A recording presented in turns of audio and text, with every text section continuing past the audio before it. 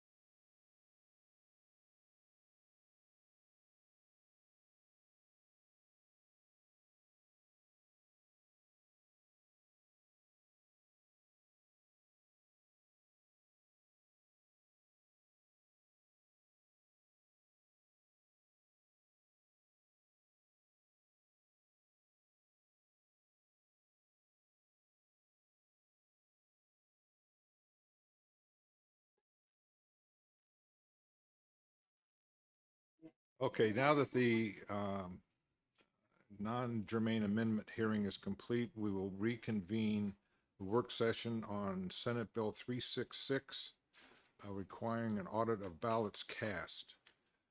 Does anyone have on the committee, this bill has been passed by the House and comes to us as a second committee.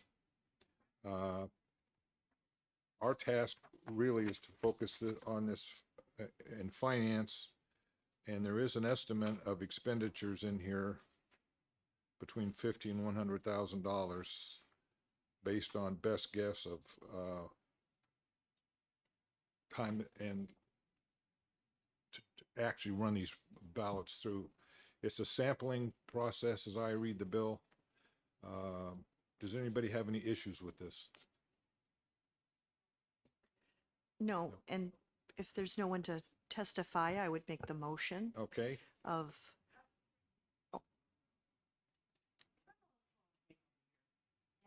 Did you just say that we just finished the hearing on 366? no, I'm sorry. I was just trying to figure out. So I'm still trying to figure out where we are. And I thought you said we just finished the hearing on no, something? I reconvened the hearing because it started at 11:30. Right. I came in and recessed it. Thank you. Now I understand. So we're basically effectively opening the hearing on 366? Is Yes. that what we're doing right now? Yes, Okay. And so just to follow, so apparently there's nobody to testify, so you were going to make a motion on it, is that it? Just trying to get caught up. I'm a little slow all right right, now. that's all right. We move fast sometimes. Thank you. Okay, motion by Maureen, yes, I would make a motion of ought to pass on Senate Bill 366. okay. Second.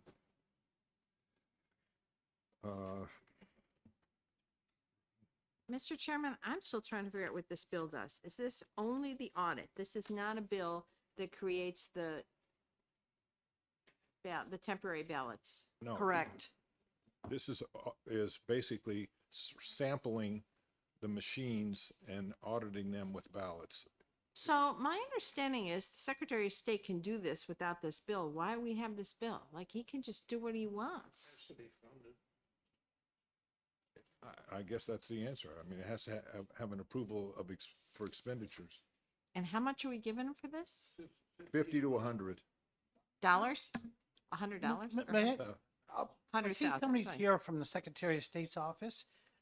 Could I ask that maybe for their input, just on, for clarity, prior to going forward with the vote, just for my own edification? Sure. Yeah, I agree. Thank you, Mr. Chair.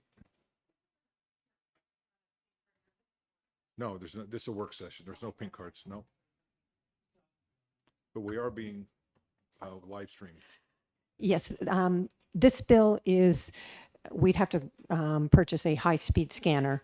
We expect it's actually going to be the higher end of the 50 to 100,000, the fiscal note.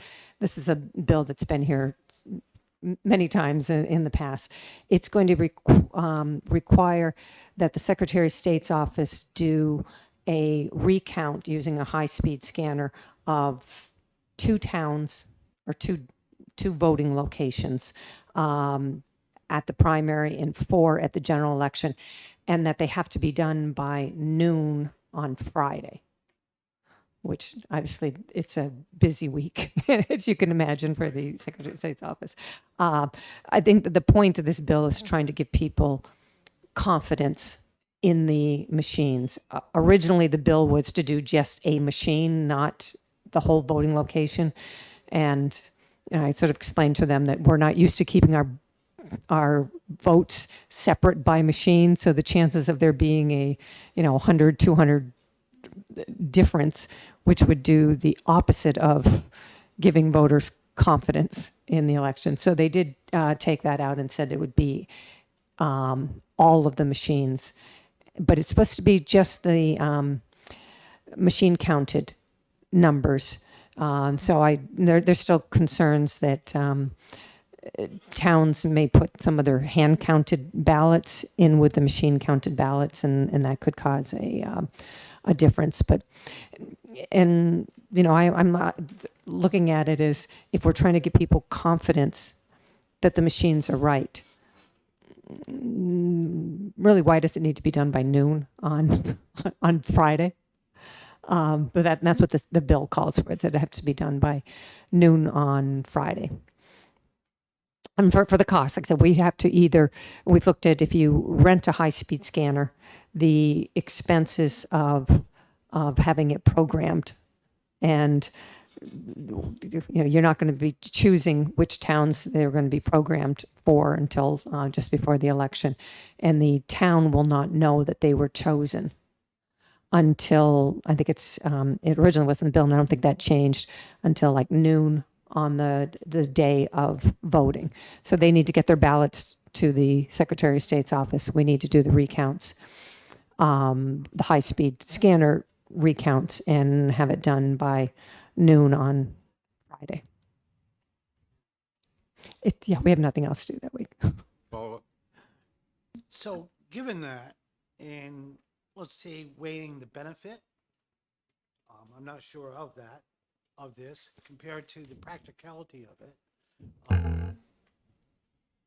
Is it practical to do this? I mean, I'm asking for opinion. I know that, but It's well, that's basically your job to decide if it's worth it. But whatever the House, mechanics of it. whatever the House and the Senate passes and the governor signs, the Secretary of State's office will make happen. It doesn't mean that it might. It'll add a lot to, obviously, a week that's pretty busy for us. But I guess you have to weigh, is the 100, are we going to be giving voters that much more confidence in the election by doing this? Just to let you know, another bill that has gone through both the House and the Senate is going to double the number of hand recounts that are done. And I fully expect that the governor is going to sign it. Every recount that we do, we are going to also have to do a recount of one of the races between executive council and president. So we are doubling the number of recounts that we will be doing, which we weren't doing that the last time that this bill, I mean, this bill has been before this committee at least a couple other times that I remember here. So we will be doing 100% more recounts, I expect, for both the primary and the general than we have done in past elections. So the decision for you to make is the 100,000, are we going to be giving, $100,000 of more voter confidence in the election by doing these high-speed recounts the week of the election?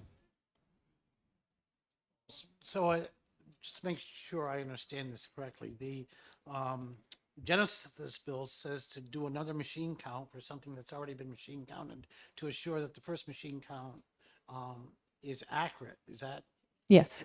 okay? So, and the cost is up to 100,000 plus additional overtime or whatever happens within the Secretary of State's office.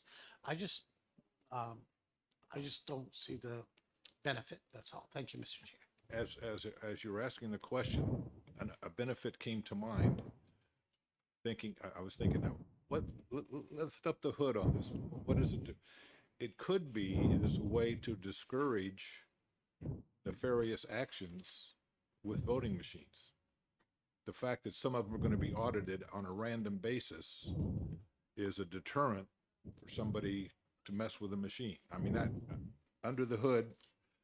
So it may be a defensive action as much as it is a confirmation action. Yeah, and no town knows if they're going to have a recount anyway. I mean, as you all know, most of the recounts are related to state rep races. We do have them sometimes on Senate, but we tend to have more on state rep. So no town knows whether or not they're going to have a recount.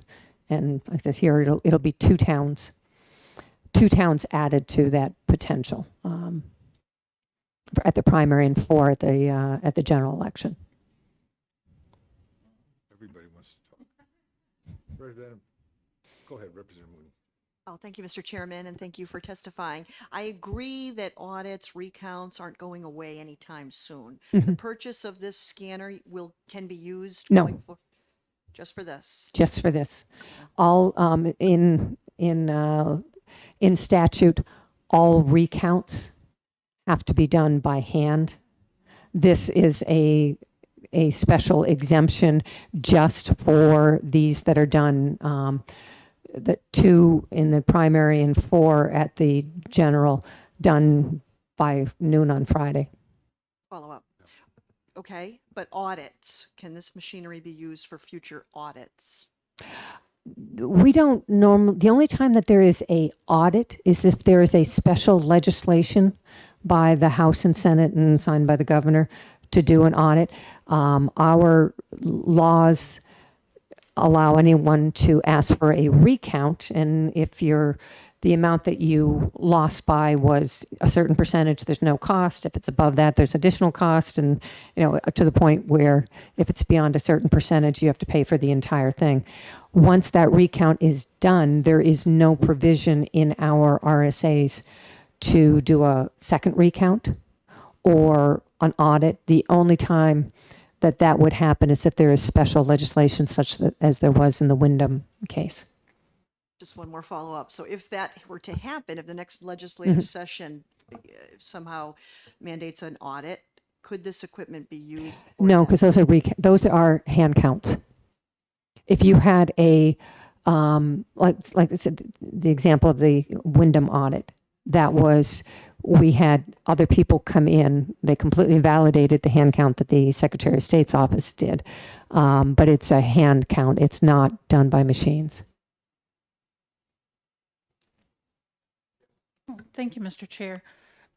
Following up on the previous questions, so this machine that would be leased Or purchased. purchased, it's probably better. I assume then to avoid issues that where the original machines might have had, this is like an air gapped, removed from putting it on because I work at the polls as a supervisor of the checklist. It basically now, at least in my area, it plugs into the phone line.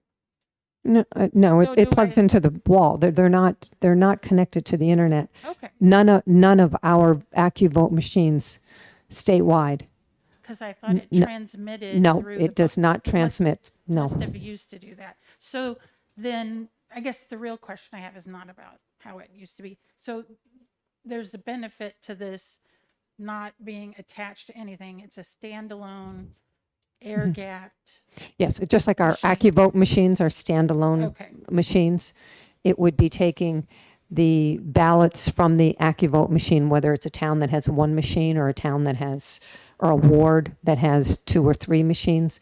We would be taking the ballots from that one voting location. So if Manchester was picked, it would only be one ward in Manchester. It would not be any place that's got more than one voting location. This bill is for one voting location, all the machines in that one voting location. And those machines right now are not connected. Our machines have not been connected to the internet. They are, other states may have, but not ours. Go ahead, Representative Walls. Quick question. If this is going to happen, are the candidates on the ballot notified of it so they can be part of the public witnessing it if they choose to? It will be, the town will be notified that day, by noontime on that day, that they have been selected. And there's nothing in the bill to notify them, the candidates, but I assume that candidates will probably find out. It just says we have to notify them at noon on that day. Representative Hatch. Thank you, Mr. Chair. So if I may, and I understand your comment that maybe that would be a deterrent to nefarious activity, but those that participate in nefarious activity do odds, and there's only 2 voting machines picked. I mean, chances of being successful, if you in fact were going to do that, are pretty, the odds are with you. And also, it's my understanding that it's, as it's structured now, it's pretty hard to tinker with the voting machines as they are. So I'm just, in all honesty, I'm all for a verified vote. I'm all for, I'm kind of tired of hearing how the vote was rigged for something that would stem that activity, but I don't see it happening with this. That's my thoughts. Thank you. Can I just back up one comment that Representative Walsh made? Would it be in public? It would definitely be in public. I mean, there is nothing that we do regarding elections in this state that are not open to the public. Just like all of our recounts that we do, whether it's for a state rep or Senate race or executive council, whatever, those are all open to the public. And this would also be open to the public. Like I said, it does need to be done in a very short period of time. Representative Griffin. Thank you, Mr. Chair. Given the controversy we had in the last election that was surrounded around the voting machines, I think this is a very important bill. Just from a, just to tell the public, yes, we're looking at the machines. There's a lot of people who don't have any faith in the machines, be that unfounded or not. I think that this is a pretty good bill and will give people a little more faith in the system than they have currently. Representative Mooney. Thank you. And to follow up on those comments, you're not alone in thinking that, Representative Griffin, because this bill came out of the Election Law Committee 20-0. That is rare. I served on election law last year. Maybe some of you did too previously. It's oftentimes quite partisan. And to come out 20-0 is huge. Also on the consent calendar on April 15th. So that's huge also. So obviously we're not the only ones that feel that this is important. And for this kind of money, I'll be voting for my own motion. Yes. I don't know if you have a second on it. Yes, yep. We have a motion on the, motion on the floor by Representative Mooney, seconded by Representative Griffin. Are you Also, done with it? thank you very Okay. much, Pat. Oh, you do, I'm sorry. So I heard on the news this morning that the Secretary of State's office has set up a commission to look at the security of voting. And I'm wondering if it has any relationship to what we're discussing right now. It's not security of elections, it's voter confidence. It is a commission. They had the press meeting was at 11 o'clock today.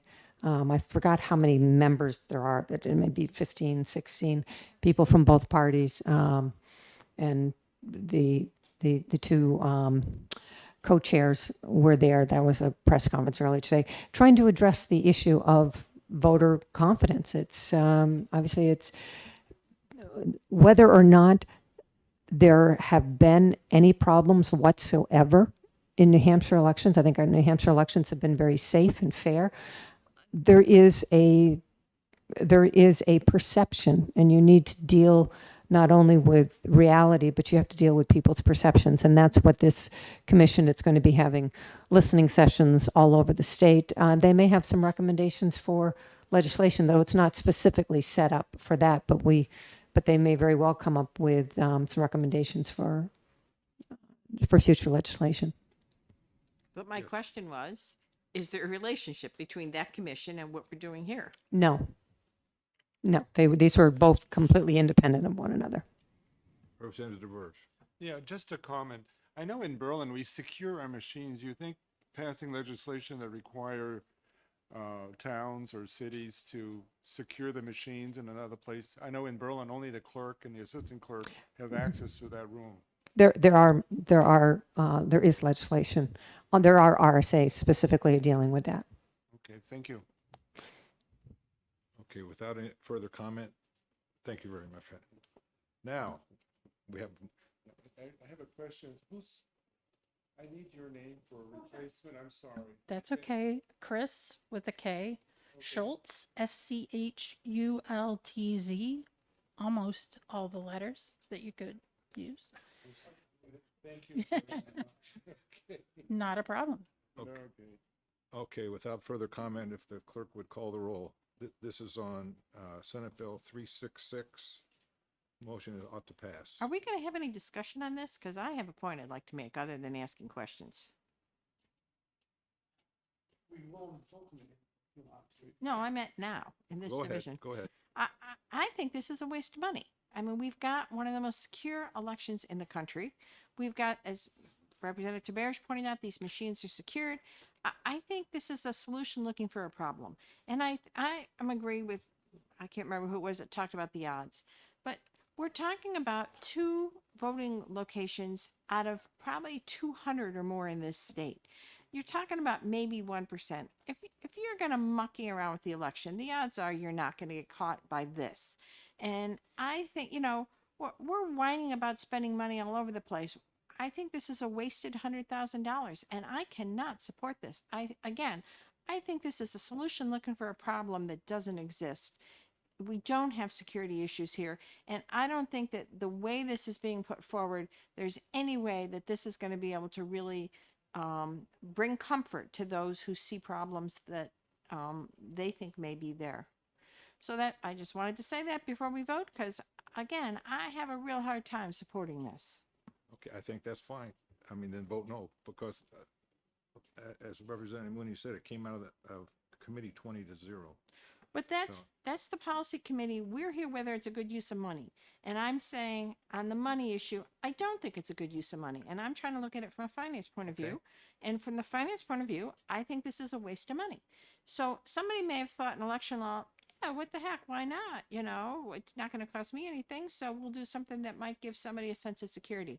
And then it comes to us to say, is this a good use of money? And I'm saying, no, we're wasting taxpayers' money with this. And I don't think it's a good use of money. Okay. Thank you for your thought. Yes, Representative Schultz. Thank you, sir. I'm inclined to agree with her, although I will say I've yet to make up my mind. But I do know, I believe you mentioned, Mr. Chair, that this would be a deterrent to shenanigans. I would hope the existing law should be the deterrent to shenanigans. And I mean, I would have more confidence in this process if the choices were more than 2 out of how many voting locations do we have? 1,000 something? Yeah.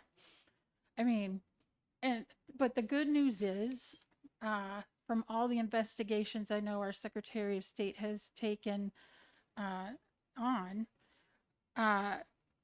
instances of voter fraud are so infinitesimal, it's not even close to 1%. It's a minuscule mini fraction, if I understood you correctly. And the bigger issues are things like, and we've eliminated this, like matching handwriting on one, absentee ballot to the original form, all those sorts of things. I mean, I think the systems we have been putting in place should do as good of, if not better of a job as it is now, in my opinion. Okay. And probably the money is not needed. Okay, any other comment? Sorry, Mr. Chairman. I know that some states don't use paper ballots, and that's a problem. Some states require you can vote through the internet, which for me is a big, big problem. However, I tend to agree that I was thinking about this being a waste of money. 2 machines, you don't know where they're going to be. Can't be a deterrent at all. As far as I'm concerned, I could see it when we're going to be dealing with perhaps a federal election, but that I just cannot buy. So would the clerk call the roll? Okay, the motion's out to pass on Senate Bill 366. Chairman, Yes. Vice Chairman, Yes. clerk votes no. Representative Yes. No.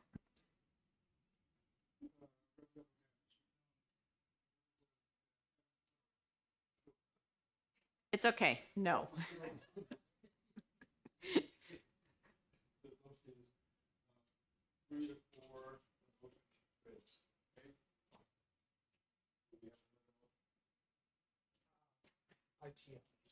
Seconded.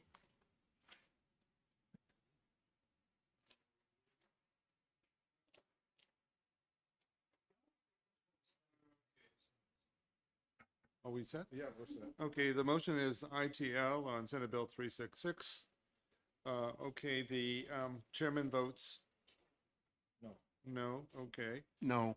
No, the clerk votes yes. Representative Mooney, No. Representative Schultz, Yes. Representative Hatch, Representative Walls. The motion is 4-3, the ITL passes. Okay, the motion will go to the full finance tomorrow as ITL. And we will vote at the executive session on it's 3 o'clock tomorrow, ITL. Yeah, 4-3. Lunchtime. Oh. 366, work session's over, we will, adjourn until 1 yeah. o'clock. I'll get it out. What time? Oh, yeah, it's too late to request. 1 o'clock, we will No offense, Maureen,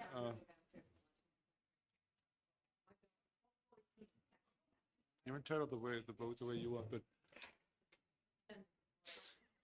418 is at 1 o'clock. Well, both were Senator Guidance bills, yeah. and I put them together. They were supposed to have an hour, but somehow the schedule got messed up. So we're gonna do those two bills at Together, okay, good. once. Okay. All right, okay. All right. Say again?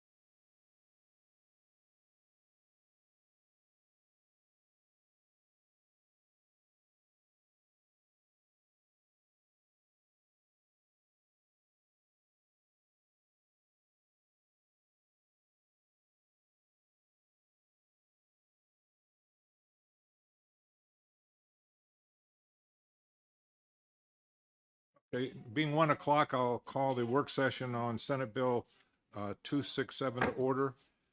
And I believe we have an amendment that is forthcoming.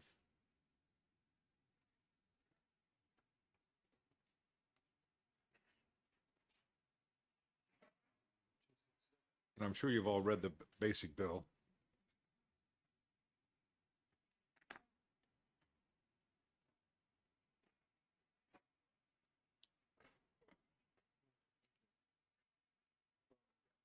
Thanks, Mike. And Commissioner, would you like to speak to the points of the amendment? Supposed to know by heart, Sean. Oh, too well. Okay, this is on amendment 1779.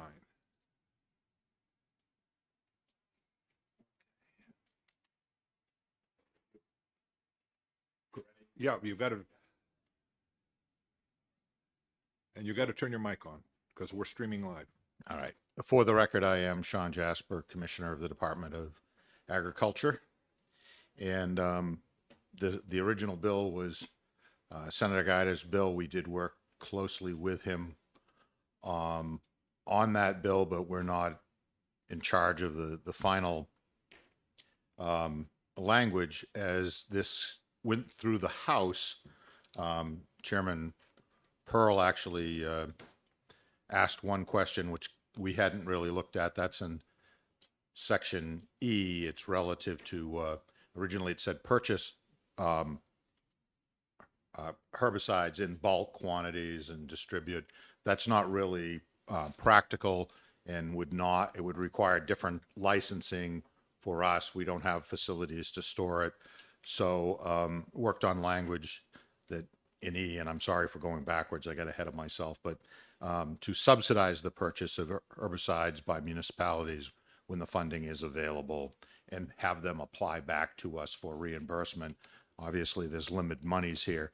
We don't believe there are a lot of municipalities that actually do this themselves. So most of the money that is in the bill would be something that the department itself would be purchasing and doing the spraying. We do have people that are licensed to do that. We work with municipalities very closely, as well as with the DOT. So this part of it was strictly something that Senator Guida wanted to put in there to make it a benefit to municipalities. So now if I move backwards, D is simply something that in working on this, I caught that we were using two terminologies. The bill itself was, I don't have it in front of me, so used one terminology to describe the program, and then section E used another one. So it would appear to anybody reading it that we were really talking about two different programs when we weren't. So this is just a matter of consistency. Okay, any questions? Thank you. All right, thank you. Does anybody have any discussion before we take up the amendment on the bill itself? If I may, Mr. Chairman, sorry, Commissioner, does the department practice integrated pest control, IPM management? Yes, we try to. So the one person that we have, who it's not his primary job, but he's sort of moved into that area. And if we do get funding, if this bill passes and then the next year we get funding, he'd be the person that does that on a full-time basis. But yes, we use any method that's appropriate. We try not to use chemicals at all if possible. So our goal is to do it as naturally as possible, but it's not always feasible either, particularly when you're dealing with large quantities, particularly of things like knotweed and things like that. So, Well, thank you for that clarification, because a number of people do not realize that at all. So thank you again. Yes, Representative Griffin. I'll move Amendment 1770H on Senate Bill 267 as ought to pass. Second. Motion made and seconded on the amendment 1779. You want to call, anybody have any comments before we call the roll? All right, Okay, this is not the pass on Senate Bill. the amendment. Oh, this is the amendment for. 1779H. You want to do it with a show of hands? We could do it with a show of hands. No, I mean, no, the thing is, now I have the wrong paperwork. Okay, for the amendment, 1779H. Oh. All right, I'll call the roll. In affirmative, you vote yes, no. Okay, Chairman votes Yes. question. Yes. Yes. Yes.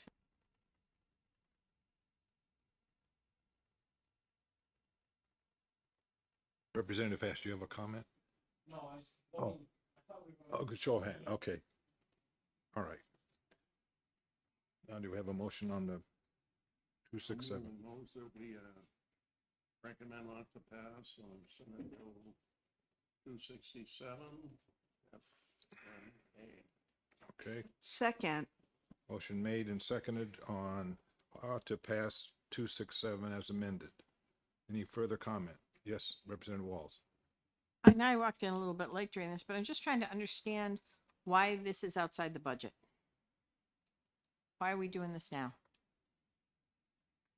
Your guess is as good as mine. Can we ask the commissioner? Sure. He knows everything.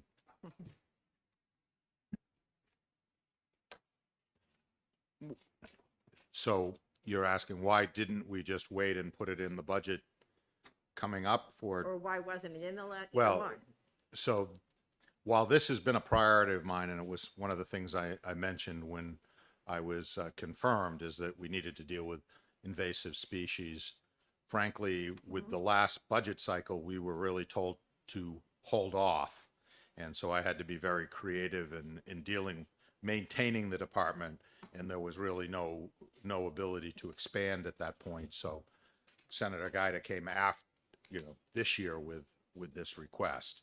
And we do feel that it's appropriate to get going as soon as possible. But I can't tell you 100% that I would have requested the funding in a previous budget, because I never had that opportunity due to the constraints that were put on me at the time. But this is a department priority. Okay. All right. Is an answer? Thank you. Any other comments? Motion's made and seconded, ought to pass 267 as amended. Want to call the roll? Okay, the chairman votes yes. Vice Chairman, Yes. the clerk votes yes. President Moody, Yes. Representative Schultz, Yes. Representative Hack, Yes. Representative. 7-0, Mr. Chairman. Motion passes. Okay. Mr. Chairman, I'd like to have a little sympathy for Representative Schultz. Can she vote last on the Democrats instead of first? We're putting her in, she did ask for that, and we're putting her in a very difficult position as a sub. So I would just ask that we give her the chance to hear how others are voting before we put her on the spot. Thank you. Second. Thanks. All right. Work session on 267 is closed. Okay. All right, now we have Senate Bill 418. I'll open a work session on 418. I don't know. I don't think this has an amendment. No, it doesn't. Doesn't, okay. No. So it's 418. Any comments on 418? Yes, certainly.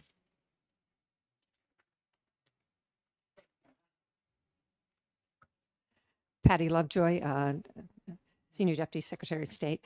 I just wanted to give you some information on this bill. The bill was changed quite a bit with its amendment. I'm sorry. This bill is now calling for provisional ballots for those who register to vote for the first time in New Hampshire without an ID. It is not the original bill was for all affidavit voters. There are 3 types of affidavit voters. There's an affidavit for domicile, there's one age and citizenship, and then there's one for an ID. So, I mean, it's possible that someone could need all 3 forms, but this bill now is related to those that don't have an ID and who are registering to vote for the first time in New Hampshire that day. Just to give you some information, the ID voters, or we call those challenged voter affidavits, that means you didn't have an ID. In the 2020 election, there were 733 people statewide that voted without an ID. We do not keep information or data as to how many of those were people who just came to vote and forgot their ID versus how many were registering to vote that day. Our gut belief is that the vast majority of that 733 are people who were already registered to vote, and they just forgot their ID. And they, it's like, well, you don't need to go home. You can just, sign this challenge voter affidavit. So this bill is related only to those bills, but it still requires that for each of those people who are registering to vote today and don't have an ID with them, they will be given a packet by the moderator, and that packet will include a overnight envelope to send it to the Secretary of State's office. The postage for those is basically $30 for each one of them. The moderator will have to write on the back of the ballot that this is, affidavit voter number 1, affidavit voter number 2, etc. Theoretically, in the bill, it says that those are supposed to be put into the side pocket and hand counted at the end of the day.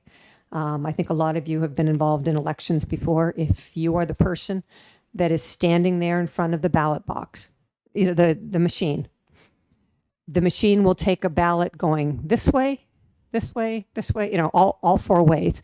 So if a voter where they've written, affidavit voter number 5 on the back of it, flips that over and goes to put it in the machine, you are not going to know that was there. There are some things that will need to be changed eventually if this does go through. There's an RSA about no extraneous marks on ballots. Obviously, this is we're telling the moderator to make an extraneous vote. Another change that was made in this bill was that it originally was going to be effective for the primaries coming up, and the effective date has been put off to next year, to 2023. So the first time that this would be in place is for the First in the Nation primary. We are going to still have the First Nation primary. So there will be, if there's a court challenge, there will be time to do that. The Secretary of State has taken the position on this bill that that he was in support of it, but he would prefer that it would be laid on the table and brought to the Supreme Court to deal with the constitutional issues. But obviously, that's up to the legislature to decide how you want to handle any bill. So the votes will be counted.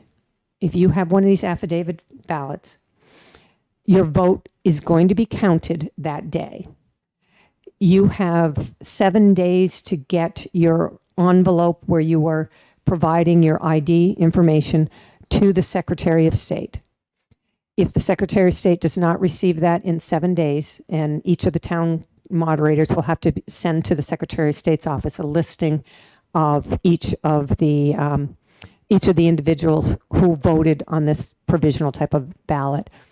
After the end of the 7th day, the Secretary of State's office will notify the moderator that you need to retrieve ballot number 2, 6, and 9, and check each, for each office that they voted for, remove that from your totals. So that's the way that this bill works. I just wanted you to be sure that you understood what the bill is. And I'll take any questions if you have any. Questions? Go ahead. Yeah, thank you, Mr. Chairman. You mentioned at the beginning of your testimony a fee of $30. Yes, Paid by whom? the Secretary of State's office. So that's as part of the amended fiscal note that you have, it includes that. Since I had no way of knowing of those 733 ones that we had last time, how many of them were, registering to vote that day versus how many of them just forgot their ID, I assumed that they were all people that were first-time voters. So the fiscal note that you have is on the high side, assuming that all 733 of them, and obviously we only have to pay them postage for somebody who actually mails it back. But the Secretary of State's office will need to provide these packets for every voting location. And we do have 308, I think it is, voting locations in the state. Thank you. Other questions? Yes, Representative Mooney. Thank you, and thank you for taking the question. So of the 733 you referred to Yes. at the beginning, Mhm. that was in which election? That was in the 2020 presidential election. Okay, 2020 general. So Yes. follow up. So obviously of those 733, that includes more than just those registering to vote for the first time. So if we did an estimate, it would be less than 733. If I were you, my gut feel, it's Yeah. probably under 200. Okay, thank you. And of those 733, just to give you the full info, the Secretary of State's office needed to reach out to all 733 people who voted by challenged voter. We sent postcards to all of them. 438 returned their cards. 215 didn't respond. And there were 45 of the 733 that were undeliverable. Because something is undeliverable does not mean it wasn't a valid voter. I live in Stratham. My next door neighbor does not have a mailbox. They have a P.O. box. And when you register to vote, you register with your address. So that person registering with their address on the challenge voter affidavit, if you mail the postcard to them, the post office returns it because it's not deliverable. There's no mailbox there. So the 45 that were returned undeliverable were not necessarily people who were not valid voters. Representative Griffin. Is that to be corrected in the future on the affidavit? Will they give an address? Is there going to be a line for the mailing address? The form of the affidavit voter is in RSA. So you could change it. Yeah. Piece of cake. Sorry. Questions? Representative Schultz. Of course, your voter registration form does ask for both. Yes. You have a separate mailing address.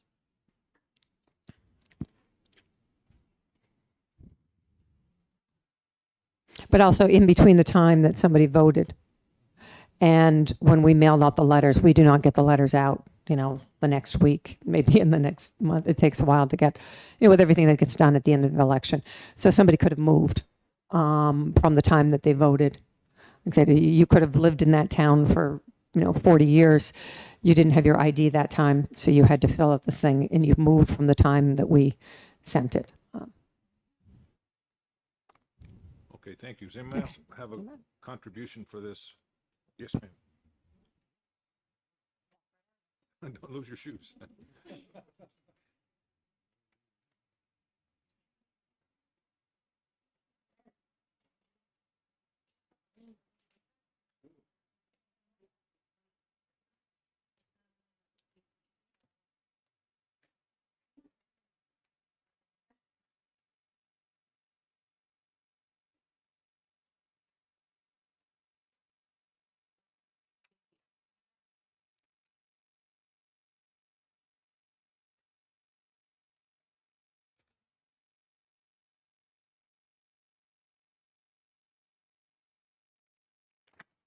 Please introduce yourself and make your comments. Good afternoon. My name is Samantha Buckley. I am here with Secure Democracy USA. Spell your last name. Sure. Samantha Buckley, Buckley. Thank you.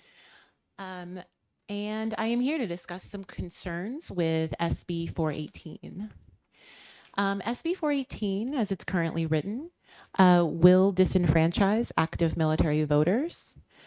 Currently, so for the Uniform and Overseas Citizens Absentee Voting Act, or UOCAVA, it requires or guarantees active military members 45 days, as in 45 days prior to a federal election, their ballots must be mailed out. Currently, the way that SB 14 is written, that can't happen. So certification is 14 days after the primary. That is 14 days after the primary. And when you do the math, particularly for 2024, that means that those dates don't really work. What would happen is essentially the date of the required mailing would occur prior to certification. And this actually, that means that local election officials will be forced to decide, do we send a ballot with uncertified candidate names, or do we send a ballot late and be in conflict and non-compliant with the federal law?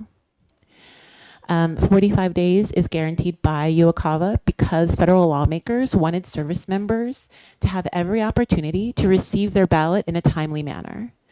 45 days is to protect against the possibility of long mail carrier times, specifically when mail is sent internationally. Decreasing this time, even by a day, is federally non-compliant and endangers service members' opportunity to receive their ballot in time. Other concerns, we do have other concerns with SB 418.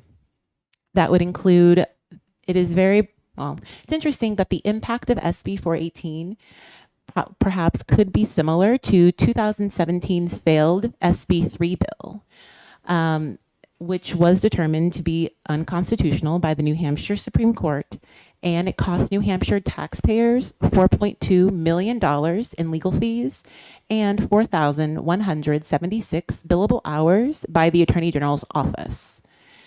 SB 418 contains a similar impact to 2017's SB 3 bill, which established a voter registration process that occurs after the voter has cast a ballot and requires the person to provide documentation of their residency. The New Hampshire Supreme Court did not consider this new process to deter voter fraud because the voters still cast a ballot. Other concerns would be that that SB 14 may endanger New Hampshire's exemption status of the National Voter Registration Act. In VRA, it requires an expensive and cumbersome voter registration requirement process, and that is something that New Hampshire currently is exempt from due to its long-standing and robust same-day voter registration process. And an unforeseen consequence of SB 418, if it is pushed to the courts, is that the courts may consider that New Hampshire no longer has that exemption.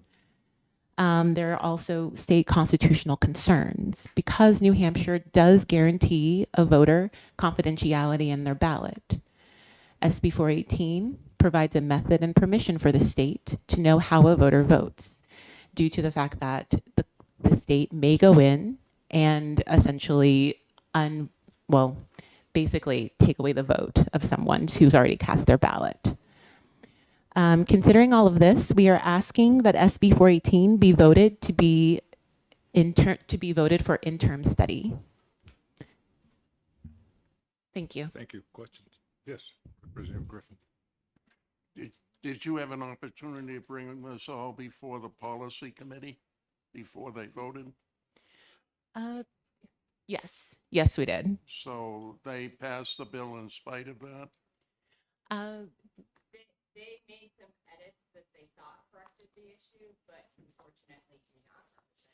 We did not bring the financial concerns in front of the policy committee that this supplemental. From what I understand, originally the bill was for 10 days to provide for somebody to provide the documentation, and it was moved to 7. However, that doesn't really deal with the UOCAVA concerns. Thank you. Can I ask Mr. Hoffman a question? What's the difference between what you just handed us and what we had before? Some of the copies that you have missing, some of the pages. Oh, okay, thank you.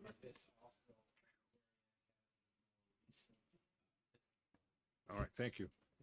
Other comments? Representative Walls.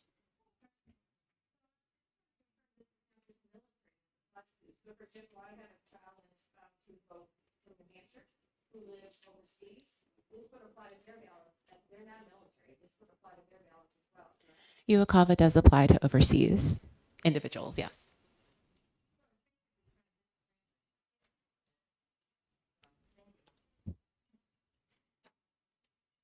Other comments? Thank you, ma'am. Okay. What's the pleasure of the committee?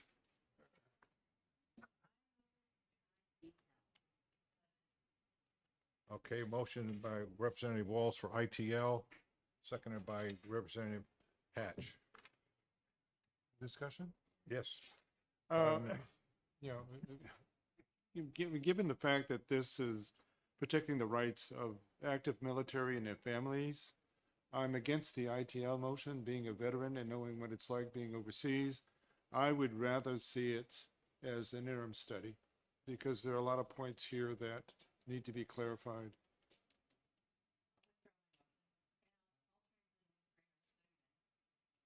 Okay.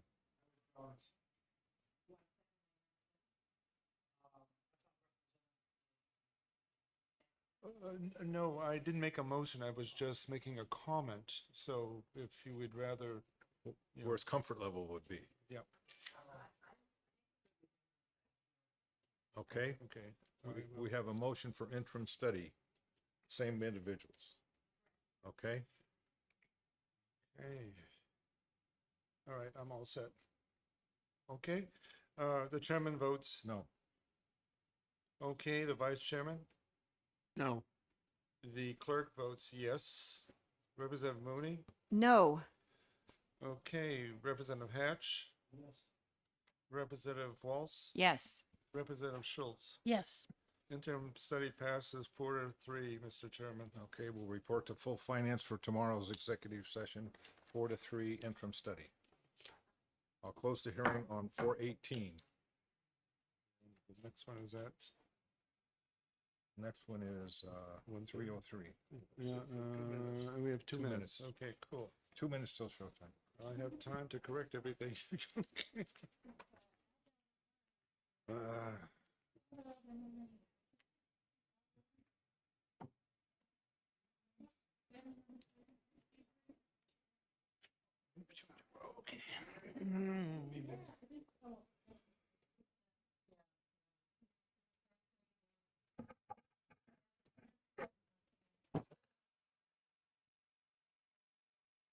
Jim, are you on coffee break?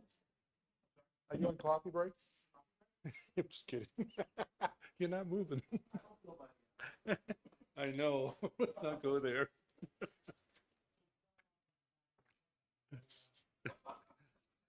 And that wasn't the first time either. Oh.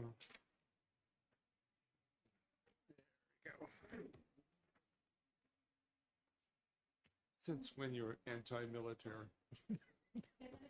No, I was talking to since when you're anti-military? We're gonna pick on you all the time.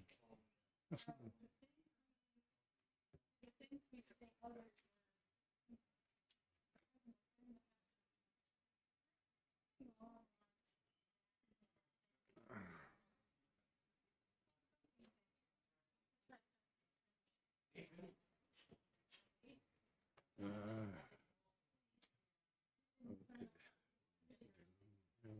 Yes.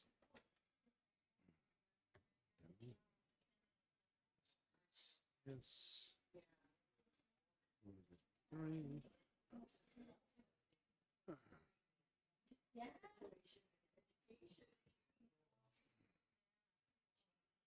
All right, this one's not good.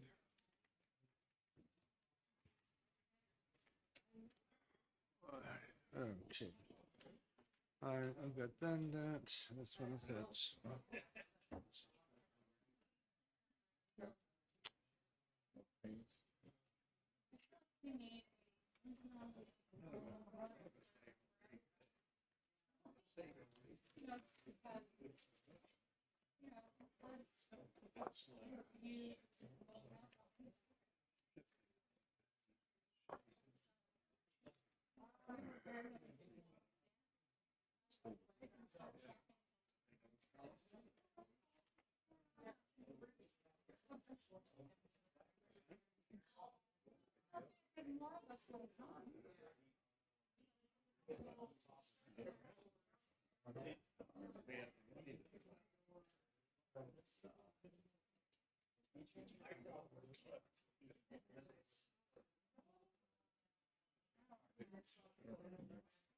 I don't have any background. On the next one? Okay, being 1:30, we will open the work session on Senate Bill 303, reimbursement of sheriffs and transportation of prisoners.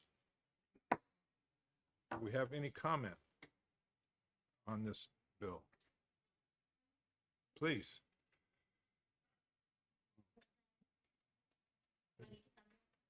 Absolutely.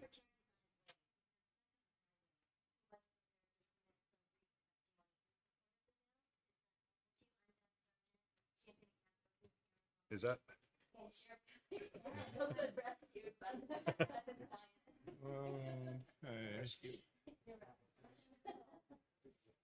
Good timing.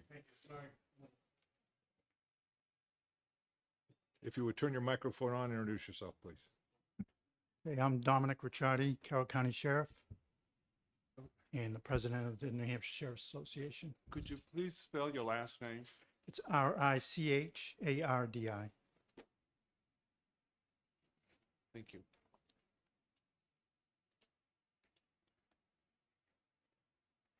Okay. You have the floor. Okay. Dear Chairman Emmerich and members of the committee, my name is Dominic Ricciardi. I'm the High Sheriff of Carroll County, current president of the New Hampshire Sheriff's Association. The New Hampshire Sheriff's Association has asked Senator Hennessy to bring forward this bill. I'm here to testify in support of the bill.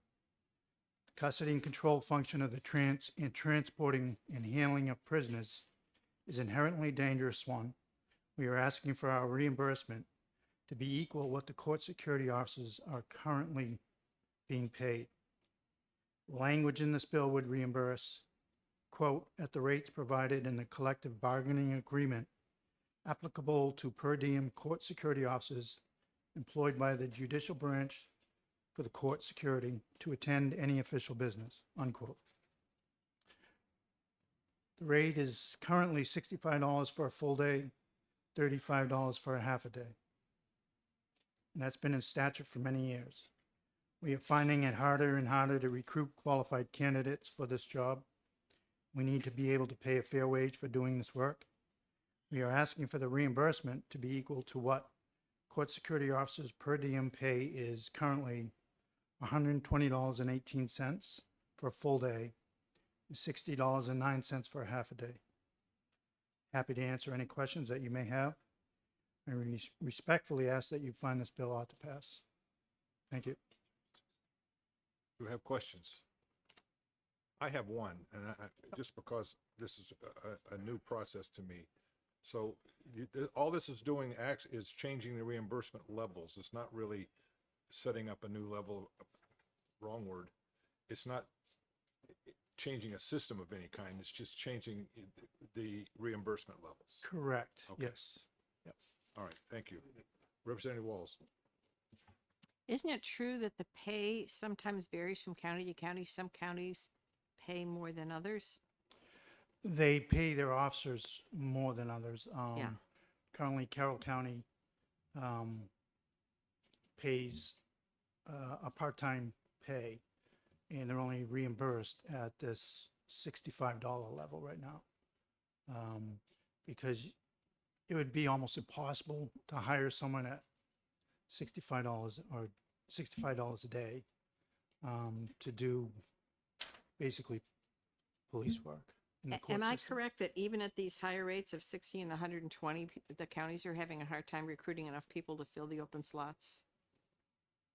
There is currently in any job in this country right now, hard time to find someone to hire.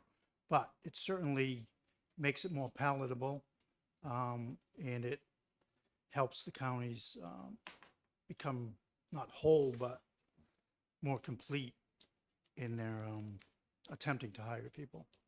Mr. Chairman, the reason I'm familiar with this in my work in the counties, and I know that Merrimack County pays more than the rates, the reimbursed rates, and they still can't fill the slots. I've spoken recently again with the sheriff, and they're having a terrible time getting enough people to fill these slots. And they're, as I say, they're paying more than the rates that they're being reimbursed for. I know I'm testifying, but I put that out there. Well, it's facts. That's all right. Any other questions? Yes, Representative Pash, you've got to turn your mic on. So I pay the guy that mows my lawn $20 an hour, but we're having a deputy paid $15 an hour to total weapon and keep people safe. Is that what we're talking about? That's what the state is reimbursing at. Yeah, yes, the yes, current correctly. reimbursement rate. Yes. Yeah, thank you. Any other questions? Yes, Representative Griffin. So I will move Senate Bill 303 as ought to pass. Okay, we have a motion for ought to pass. Representative Griffin, do we have a second? Representative Walls seconds. Any other comments? You're all set. Thank you. Thank you. Okay, will the clerk call the roll? Okay, the chairman votes, Yes. the vice chairman, Yes.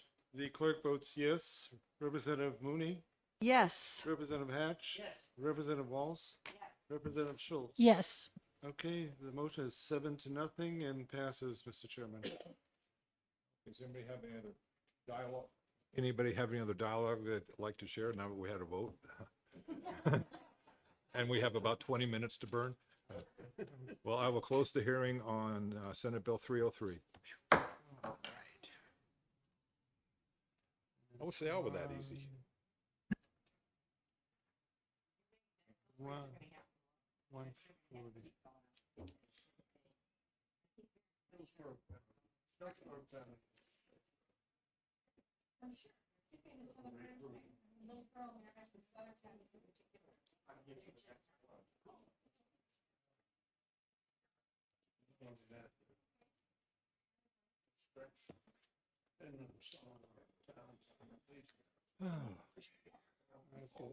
That done. All right.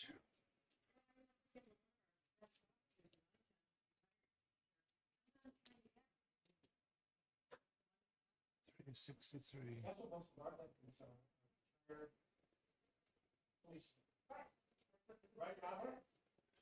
Left. That's right.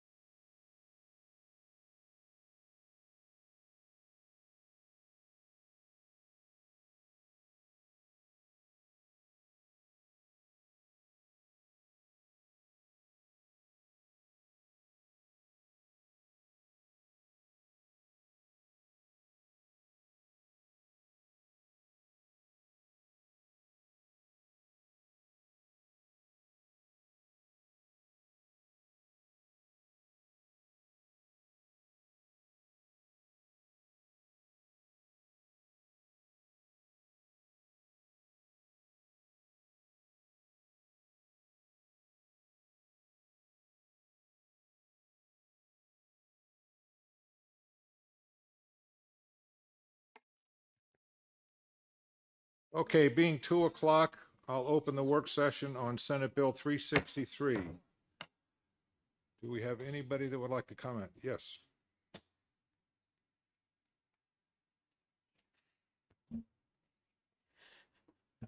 Good afternoon, Mr. Chair, members of the committee. I'm Carol McGuire, Merrimack District 29, which is Allenstown, Epsom, Pittsfield.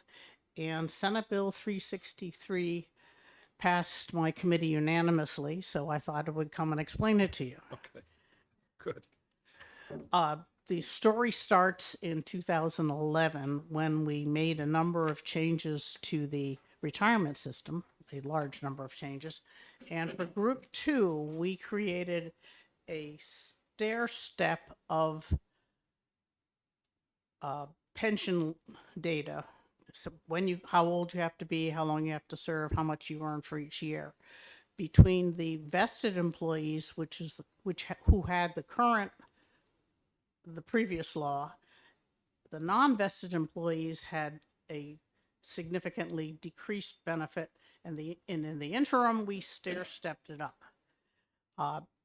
Those people who were hired but not yet 10 years of service in 2011 are now approaching retirement, and they are concerned about this. So what this bill does is it allows them to buy service to lower the minimum age for retirement, or and so forth, so they can retire earlier or with a better benefit. The important thing that you need to know is that they are required to pay the full actuarial cost of that change, so they can pay now and improve their pension for life, retire earlier or work longer, their choice. And we thought that as long as they were paying for it, it was not unreasonable to allow them to buy service up to what the people who were vested in 2011 had. Okay? I'll try to answer No, I questions. appreciate your comment, because here in finance, we look at the fiscal notes and it's got 0, 0, 0, 0. Yes. What are we The doing with only it? expense is some programming in the retirement system to accomplish this. Right. They're going to be paying the full freight to the change to their benefit. Right. And so we thought that was okay. Well, It was worth spending a little money on. just as an aside, do some of the people that I'm trying to think of the bill number now, where we changed the eligibility or the retirement contributions back to the 2011, was that 1487? I don't know that number, but 1587. the contribution that each retiree makes was set, I believe, in HB2 Okay. or something like that. I just didn't know if this I'm assuming some of the same people are affected by both of these Oh, bills. yes, yes. However, that was a change to how much overtime they can credit toward their Correct. pension, Yeah, yeah, yeah. and there was a cost to it. This is essentially no cost way for them to improve their pension up to a certain level at their own expense. Excuse me. Okay. All right. Thank you. Anybody else like to comment? Yes, sir.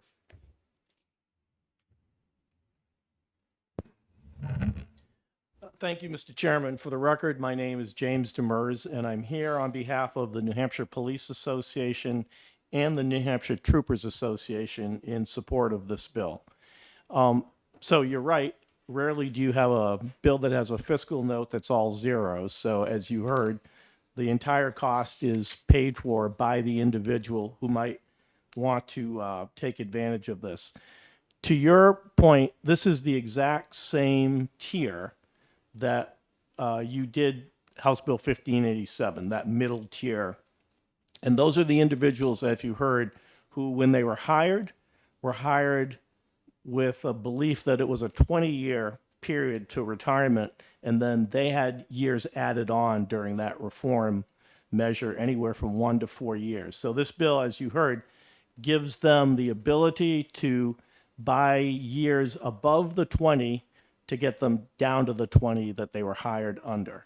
So the expense is fully out of their pocket. And The one point that I'd like to raise that wasn't brought up is that you've heard through this entire year the challenges that the state is facing in law enforcement jobs. And retention has become a gigantic issue, and we're seeing now a really rare situation where people are leaving before they reach their 20 or 25 years. And we think this bill is another tool that will help retain individuals if they're thinking about leaving and they can buy the 4 years to get them back down to the 20. That may be enough to keep some of the people on the job. So we think it's an important tool to help retain troopers and police officers that might be thinking about leaving early.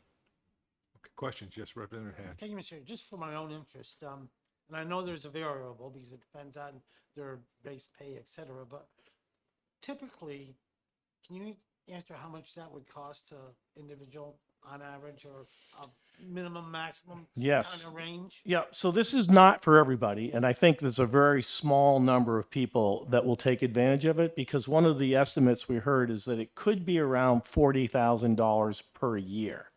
So if somebody's buying 4 years, it's a significant sum of money. It's a significant if they buy one. But that gives you an idea that it's probably going to be limited to a small group of people. Other questions? Thank you. Thank you. Anyone else like to speak on this bill? File. You had a handout, though. Thank you. And again, for the record, Marty Carlin representing NHRS. You received a handout from the retirement system that sort of summarizes the change as well as the number of people affected by that, and also explains how that middle tier works in terms of minimum age and minimum service for retirement. So that people who choose to elect to do this would be buying back up to get them to the old 45 and 20, or in some increment closer to it, if they only want to buy 1 year instead of if they were eligible for more. The reason the bill has an FN is the original version introduced in the Senate had a calculation like a set in stone calculation for the service purchase that the actuary thought didn't capture the full cost. So it had about a $12 million price tag on the original bill. The Senate amended it so that it's all on the member who chooses to buy it now. That's why the FN is there. So. Okay, anybody have any questions for Mr. Carlin? I'm sure you've internalized this memo. Thank you, sir. Thank you. Yes, Representative Griffin. Mr. Chair, I will make a motion that we accept Senate Bill 363 as ought to pass. Okay, motion to ought to pass on 363. Do we have a second? Second. Okay. Motion made and second. Any other further discussion? Okay, seeing none, we'll call the roll. Okay. Mr. Chairman, Yes. Vice Chairman, Yes. the clerk votes yes. Representative Mooney, Yes. Representative Hatch. Yes. Representative Walls, Yes. Representative Schultz. Yes. 7-0. Mr. Chairman, the motion about to pass passes. Okay, so we'll report to full finance for tomorrow, 363 OTP. As soon as the work session on that bill.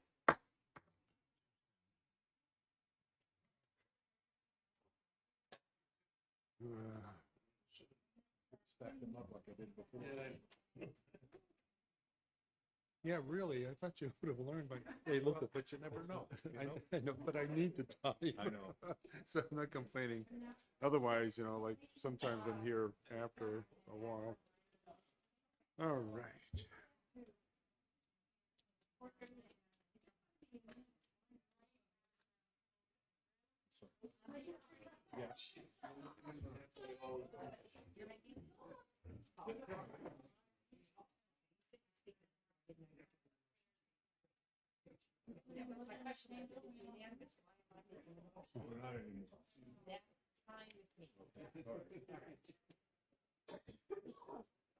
Yeah, We had to come to terms with it.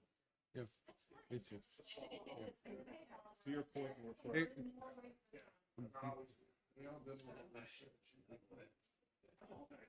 Okay.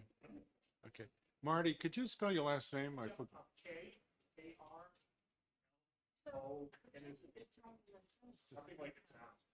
Yeah, well, that's why I asked. I remember it from previous testimonies. I'm going, is it a K or a C? Okay. Thank you very much.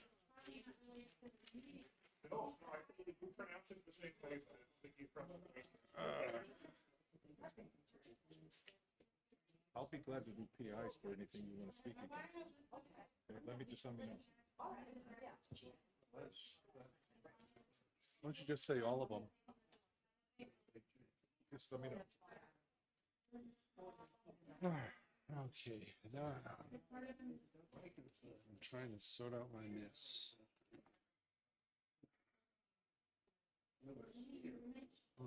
303, we started out.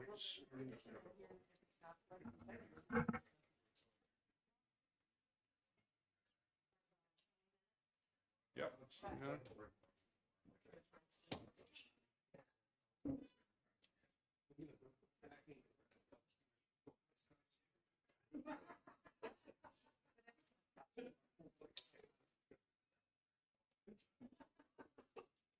Bill, you're gonna do the PI on 366? If it ends up ITO. Okay. All right.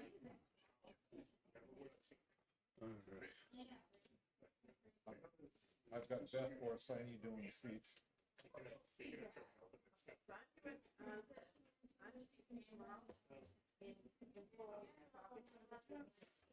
Yeah.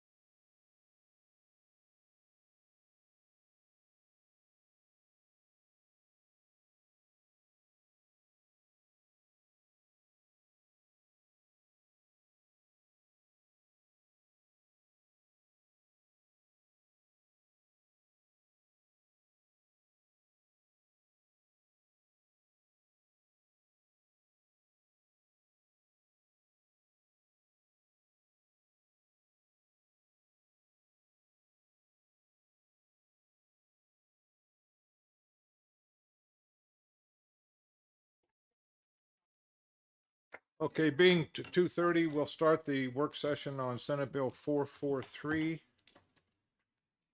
Is there anyone here who would like to comment? Yes.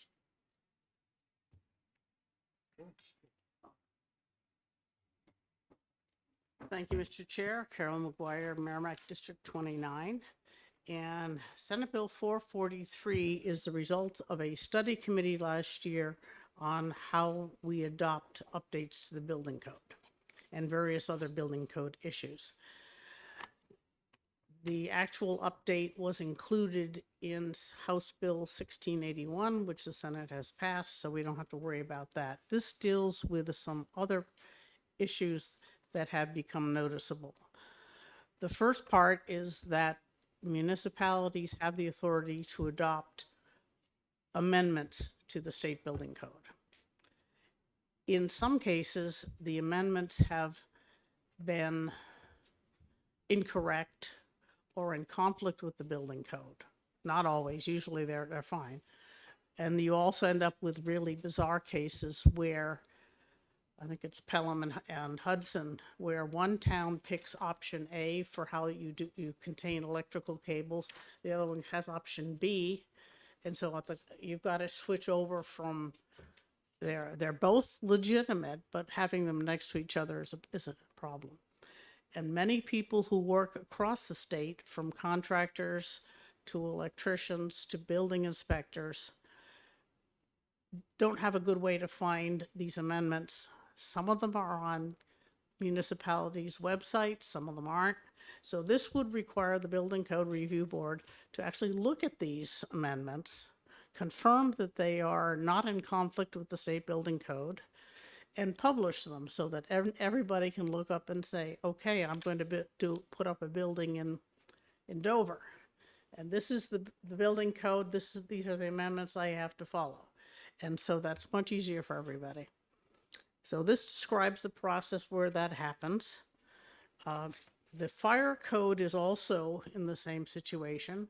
So this adds that local amendments to the fire code are to be reviewed by the state fire marshal, and because the Board of Fire Control only meets monthly, and they don't, or maybe it's less than that. They don't meet very often, and they wouldn't be able to work on it properly. But there are fewer amendments to the fire code than the building code. So this requires some administrative processes, and the boards do not have the authority to deny a valid building code amendment that's of the locality. They can tell you it conflicts with the state building code and therefore you can't adopt it. But if it's in accordance with the state building code or fire code, they can only say it's a legitimate change. They might add under their breath that we think you're an idiot for doing it, but you can still do it. And, yes, but the towns have the authority to adopt any compatible amendment that they choose. And which is why we left it. That's it. And the cost is simply for some clerical help. The fire marshal and the State Board of Fire Control and the State Building Code Review Board have been struggling for years with inadequate help, and so they decided they would express the need for more personnel. The effect is, as you got the revised fiscal note, this isn't effective until January, so you're only talking a short period before the next budget. I will try to answer questions if you have any. Okay, just so you have, Mr. Hoffman passed out a supplemental fiscal statement that reflects the half year. Mm-hmm. Questions? Yes, Representative Burge. Yeah, thank you, Mr. Chairman. Just a question out of curiosity. Can a town pass a more stringent code than that? They can only pass a more stringent code. Okay, thank you. Unless the code has options, in which case they can pick any of them they like. But in general, their amendments must be congruent with or stricter than the state building code. Representative Walls. So I know Representative McWilliams' mother have tried to pass updates to the building code and the fire code. And my question is, was that, if they did that, do you know if it would have standardized the codes? Here's my concern is, it sounds like we have almost a different code in every town. And is there a way that we can standardize it throughout the state? And is that what they were trying to do in the past? I have no idea what they were trying to do in the past. This year, we adopted the 2018 building codes and statewide, and that is in House Bill 1681. And any town that has an amendment to the building code will probably need to look at if it's still necessary regarding the update to the code. There were a lot of changes and issues because we kept the 2009 building code through 3 cycles, which is excessive.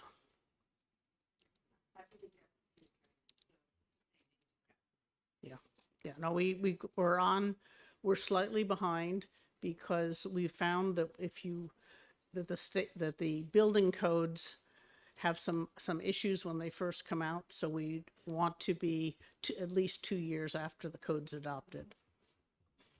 So the Building Code Review Board is thinking about when they should start looking at the 2021 codes right now.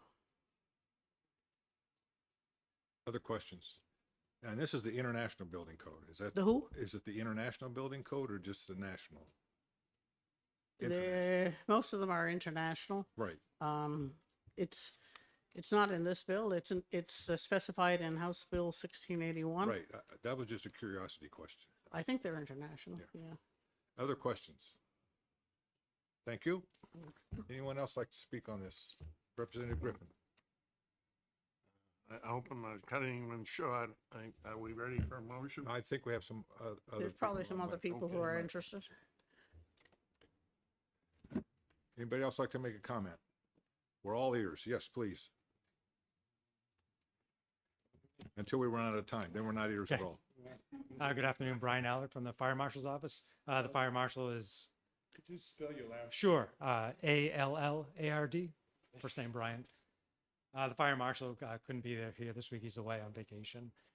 We just want to speak to the fiscal note, as was brought up just prior to me speaking.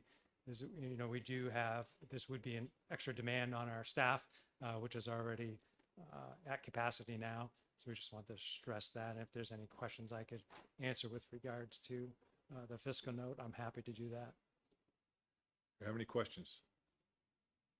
Okay, well, thank you. Thank you. Yes, sir.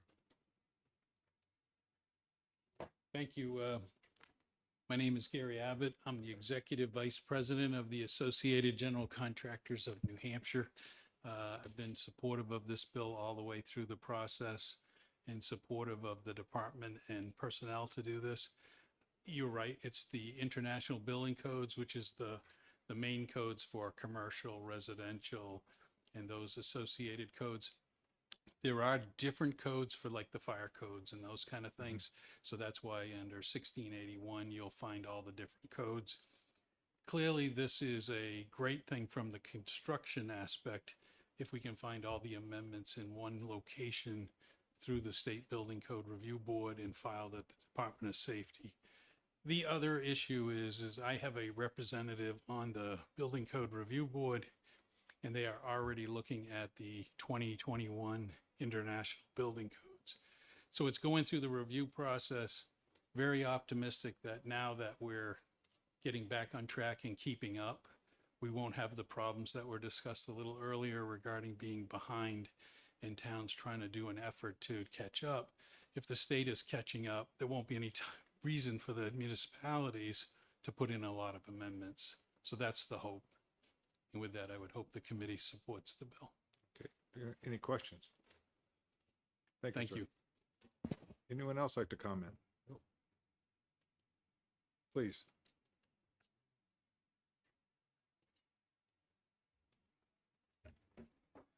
My name is Philip Sherman. I'm the chair of the Building Code Review Board. This bill reflects many hours working with 8 representative groups and many individuals to correct a long-standing problem in New Hampshire. Building on what Representative McGuire said, currently there's jurisdictions where regulations are adopted without going through the ordinance process as required by RSA 674, and statutory requirements that ordinances be forwarded to the BCRB basically for posting on the website have been satisfied by a grand total of 2 jurisdictions, I think Portsmouth and Durham.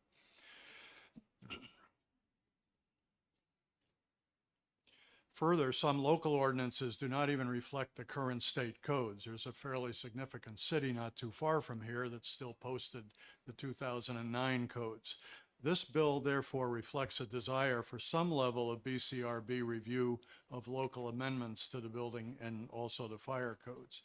The BCRB consists of 17 volunteer members with administrative support from the State Fire Marshal's office. While many of the 234 towns and cities do not have code amendments, you can't have a code amendment unless you have the whole building inspector package. Dealing with the ones that do will require support by staff having an understanding of the technical aspects of the code. In other words, in excess of the clerical support that we currently receive. So speaking on the building code side, we support this strongly. I think there's a very real problem out there, and this is the way to fix it. Any Happy questions? to answer any questions. Yes, Representative Hatch. Thank you, Mr. Chair. Just, Got to turn your mic on.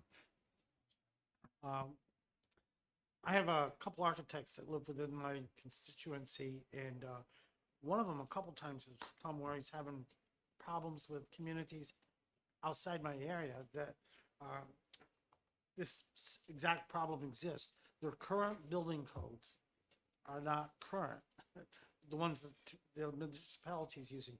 What resource does he have to address that other than going to the state? He's frustrated.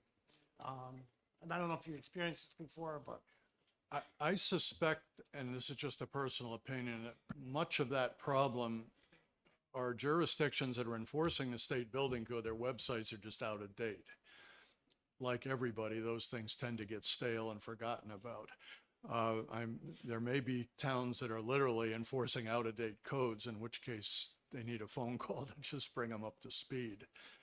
This gets more to the local amendment problem, where, as others have indicated, frequently the building or the fire official will just say, this is what I want, and whereas the RSA requires those amendments to go through the local ordinance process. And then in terms of the need for a central repository so that, a person can figure out what's going on, it's just not being complied with even for informational purposes, for the most part. You're welcome. Hold you up. No, I'd like a copy of your written, makes it a lot easier for me. It's not precisely what I had. I'm happy to give this to you. It would just go in the folder if anybody wants to review it. Yes. Good afternoon. Thank you. Steve Lavoie. I'm the Director of Administration for the Department of Safety. And I just... Could you spell your last name, please? Sure. Lavoie, L-A-V, as in Victor, O-I-E. Yep. And just as Assistant Director Allard mentioned, the department is fully in support of the bill. I just wanted to make sure the committee was aware the fiscal note that's attached is not funded, and the position is not authorized in the current language. So if we were to receive that position, there would need to be an amendment made. So as of now, there is no administrative support for this function within the Division of Fire Safety and the Fire Marshal's office. And I'm happy to take any questions. Because what we're voting on is a position. And you're saying that position doesn't exist, or so that takes a different, an additional amendment? So the language in the bill right now does not speak to that position.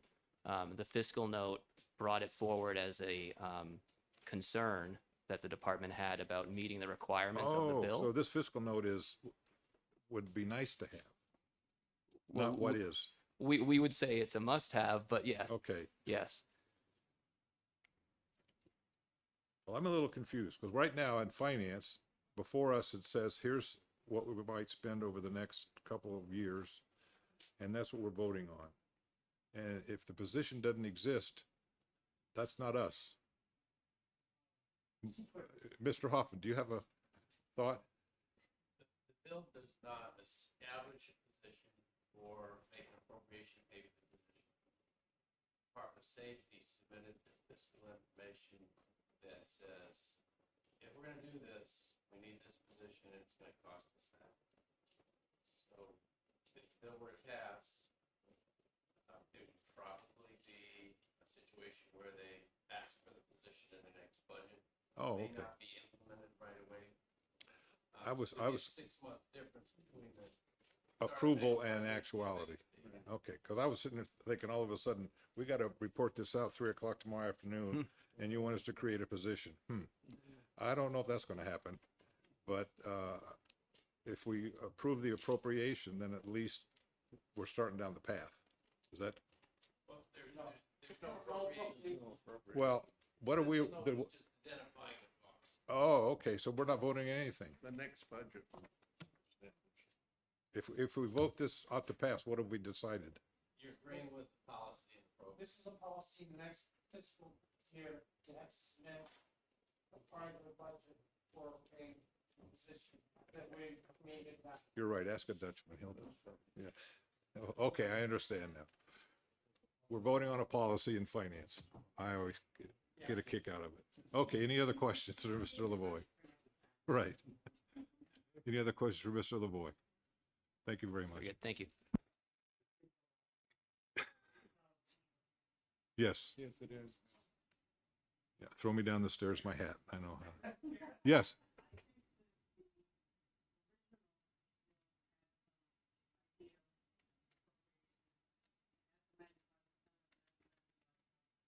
Oh, so the good intentions were there to begin with, but they kind of disappeared.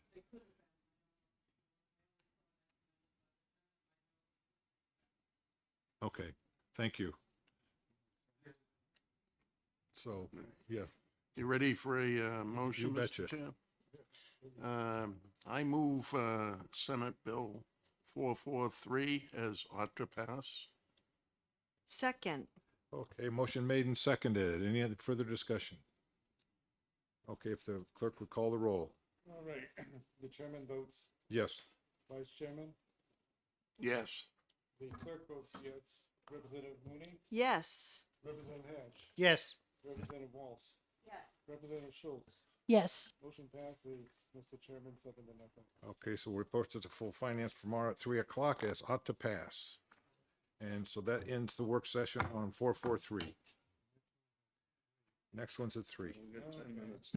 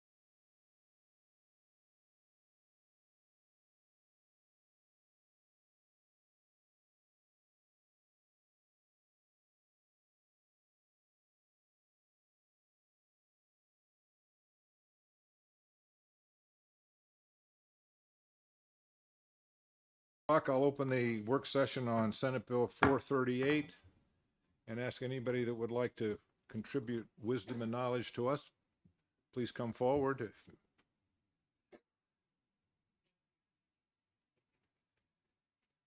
You have to turn the mic on. There you go. And if you'd introduce yourselves for the clerk, and he's probably going to ask you how to spell your name.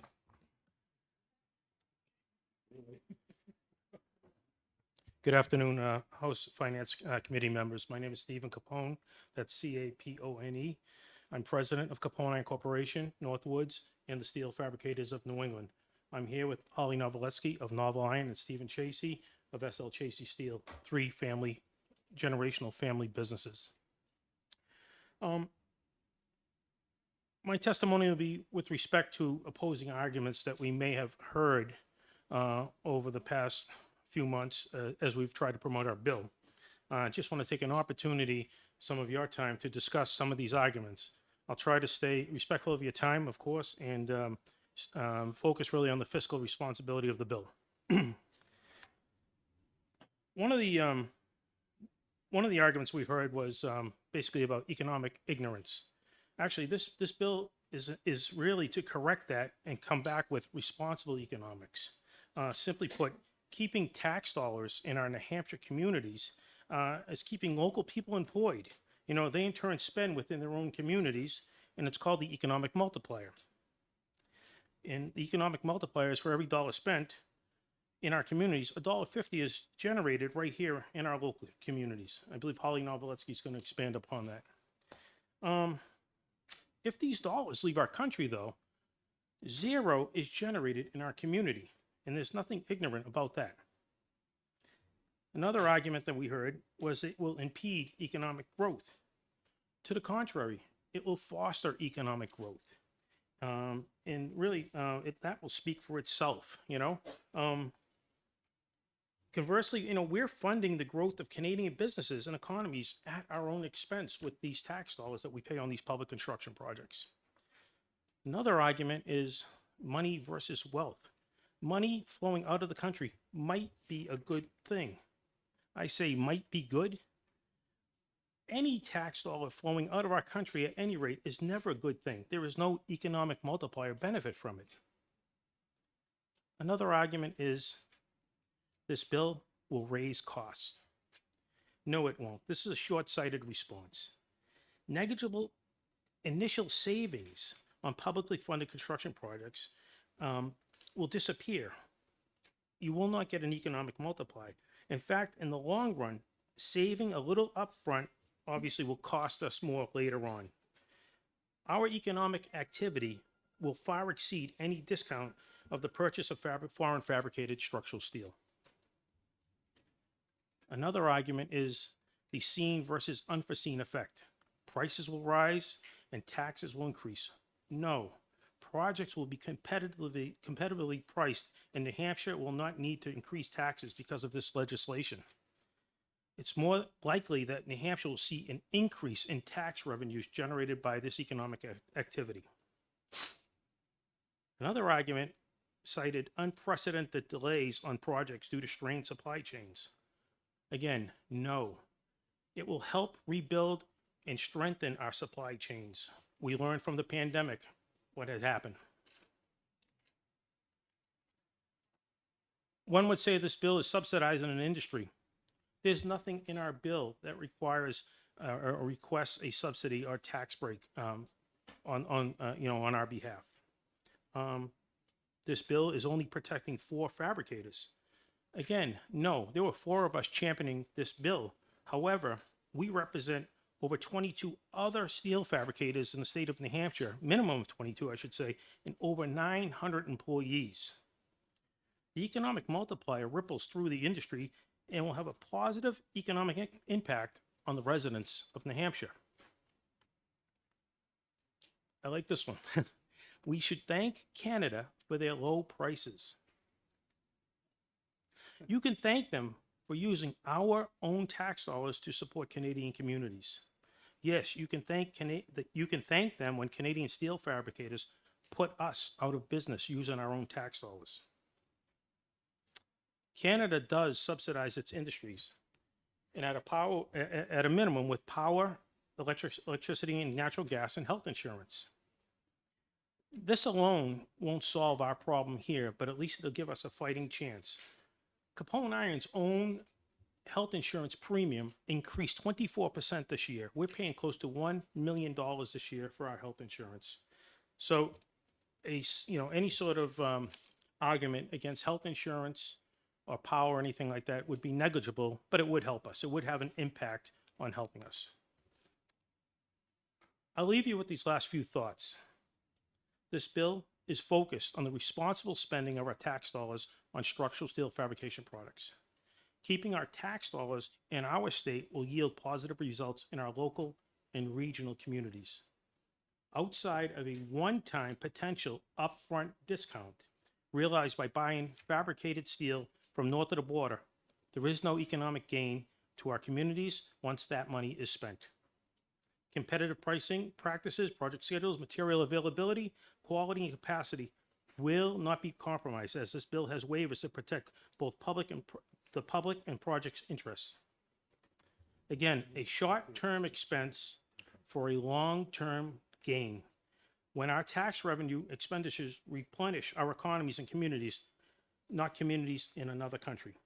This positive cycle will just keep going. Employees will keep working, spending their money in our communities, and will continue to stabilize our economy. I thank you for your time. Could we get a copy of your testimony? To put in the file? Sure, thank you.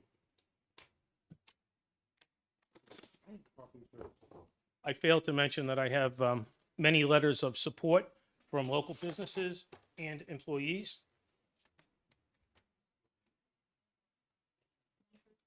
Yeah. Thank you. If you have any questions, please. Any questions? Nope. No? Good afternoon. I'm Holly Novletsky. I am the owner and CEO of Novel Ironworks in Greenland, New Hampshire. Last name is Noveletsky.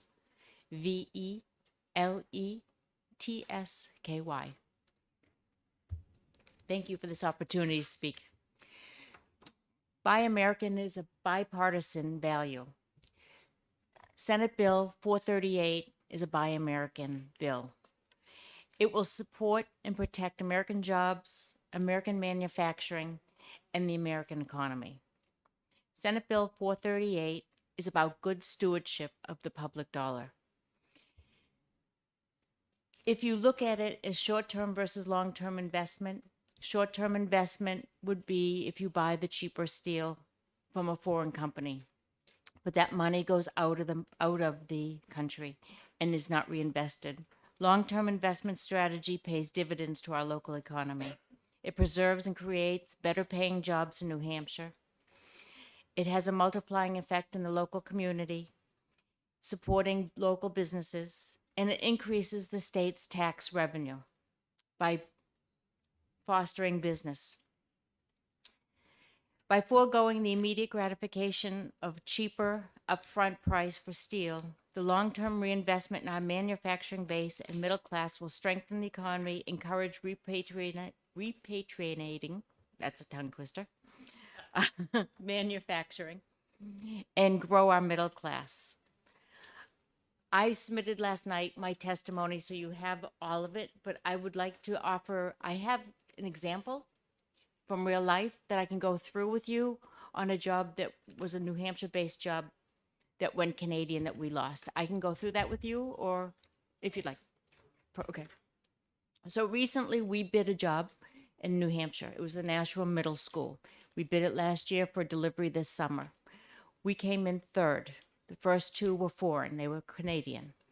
Our price was $500,000 more than the winning bid. Our price was $6.9 million. If you think about the difference between 6.9 and 6.4, which was the winning bid, it was 7.5% price differentiation. Structural steel tends to be 10% of the overall project cost. So for 0.75%, we lost the bid of an increase to the project. But what was lost was more to the state. When you include employee wages that would have gone towards building that school, which were 20, and this is just shop. This is not my office. This is just the shop wages. We lost $250,000 in wages, shop wages, for that job. With an average federal tax of 15%, lost $31,000. The New Hampshire BET, $1,260. The New Hampshire BPT, I'm dyslexic, sorry, on that contract, the profit 10% on a $6.9 million project was $53 million. And the New Hampshire unemployment 1% was $2,500 for a total of $337,990 just on the shop costs that the state lost. When you look at the multiplier effect that Stephen was talking about, so for every $1 of paid for construction, $1.50 is recirculated through respending into the economy. If you look at the price, our bid price was $6.9 million. The Canadians were 6.4. We backed out the erection because both of us would have used domestic erection. So we took that price out to be conservative. And you apply the 1.5 multiplier effect.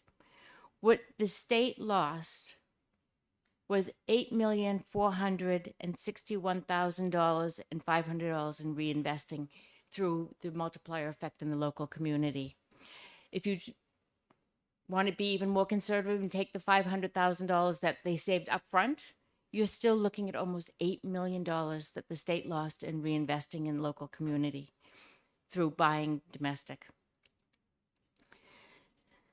Senate Bill 438 creates jobs, strengthens our local economy, our supply chains, and our middle class. It does not ask for a subsidy or a tax break. It only will generate more tax by more domestic spending and more domestic jobs. Any questions? Questions? Yep. Yeah, thank you, Mr. Chairman.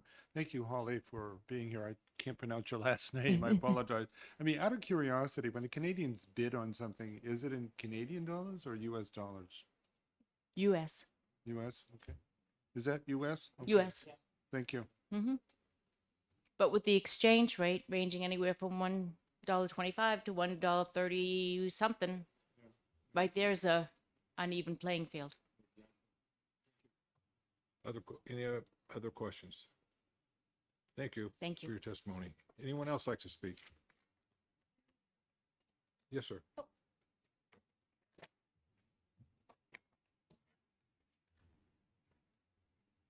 Sandra, I didn't see you sitting over there. Sorry about that. Thank you. For the record, my name is Senator Tom Sherman. I'm the prime sponsor of the bill. I represent District 24 on the Seacoast. This is a nonpartisan or bipartisan bill that recognizes that in New Hampshire we have 4 major steel fabricating plants. One of these is in my district, and Holly is the CEO and owner of that. I had a tour of this complex following a discussion with Holly. The companies are responsible employers with dedicated employees, but they're competing with foreign manufacturers for work in New Hampshire and across New England. I learned that the playing field is anything but level, with many of these foreign producers, due to government support, favorable tax structures, and/or exchange rates, able to offer their products at such low prices that our own in-state manufacturers can't compete. Our Granite State fabricators have compelling stories, which they have shared with you, of being unable to bid for contracts even in the cities and municipalities in which their factories are located. The concept behind the bill is not new. It is standard of practice for federal highway projects. In fact, over on the Senate side, we had DOT come and help us with the amendment that you see before you. Recently, there's been a movement in state legislatures across the country to level the playing field to support American-made products by ensuring that they are utilized in these publicly funded projects. No impact on private projects. One critical lesson we've learned during COVID is the price of outsourcing manufacturing beyond our U.S. borders. Whether it's PPE, plexiglass, ventilators, or other products essential to protecting the health of Americans during the pandemic, the lack of availability within the United States created significant barriers to access during the crisis. And persistent broad foreign supply chain shortages continue to drive up consumer prices at home. Supporting U.S.-based manufacturing as anticipated in this bill, especially New Hampshire-based manufacturing, ensures that there will be high-quality production on American soil, supports local job growth with excellent wages and benefits, and represents a direct investment in our own businesses and economy. While some may claim this may drive up costs, at least 21 states have laws that require government preference for American-made materials and products. 38 states have in-state procurement preference for manufacturers. And as Holly said, there is a return on investment that's pretty remarkable at $1.50 for every dollar spent. Similar legislation passed recently in New Jersey and did so unanimously in Texas.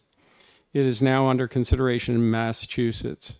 Interestingly, countries that represent current foreign sources of similar products often allow their regional governments and provinces to pass the exact same type of guardrails contemplated in this bill to support their own local industries. In other words, we can't compete in the countries that are competing with us here at home. This is not simply a matter of New Hampshire jobs and businesses. It has grown to be an issue of national economic security. In the Senate, after introducing SB 438 and hearing the testimony from contractors and the Municipal Association as well as others, we all sat down together with Senator Carson and amended the bill to what you have before you today. All stakeholders have signed off on the bill. We refined the definition to be very specific. We put in place metrics for the implementation as well as a waiver process, and we made sure that compliance and accountability also had some teeth, using standard language from the Department of Revenue Administration for similar processes. It was further amended, as you're probably aware, by the House in a way that made it even better. While allowing for appropriate exemptions, the bill requires the state to reinvest taxpayer dollars in our own local, regional, and statewide economies. I hope you'll support the bill, and thank you. I'm happy to take any questions. Have any questions? Yes, Representative Schultz. Hi, Senator. Hi. Just a quick question. I love this concept of this bill and giving the preferential option on American materials. Was there ever any thought of also including American unionized labor? Right now, this is supported in every state, including Texas, where it's been introduced by the unions, because again, this is not just about using steel in American jobs, American steel in American jobs, but the steel that the fabricators use is from America as well. So many of the jobs that it's supporting is supporting union labor. So it's not a union bill per se, but the unions were part of the group that actually brought it to my attention. So they are in support. Other questions? Senator, could we get a copy of your testimony to put Sure. in the file? Thank you. Yeah, I can give you this one.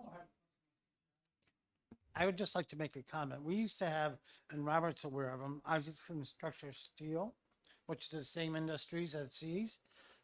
That closed for different reasons, and I won't go into the reasons, but after that closed, the dealership dropped 21 vehicles per year that used to go to Isaacson Structure Steel and were never gained back, whether the employees were dispersed throughout the state. But that's just one little tidbit of economic loss with that one closure of a place that I suspect is very similar to what we're talking about here. So this is real stuff.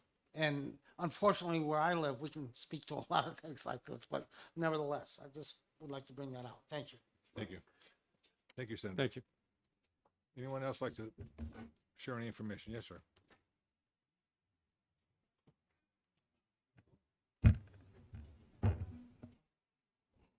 Thank you, Mr. Chairman. Thank you, members of House Finance. I was involved in the House amendment that removed the 25% threshold that was originally in the bill. I want to tackle a couple of things. The reason that the House did ED&A remove that is because there was concern that advertising a range, if you will, to have criteria, there was concern that that would just cause the bidders to have an open window to inflate. I don't necessarily agree with that, but we took it out, so it doesn't exist.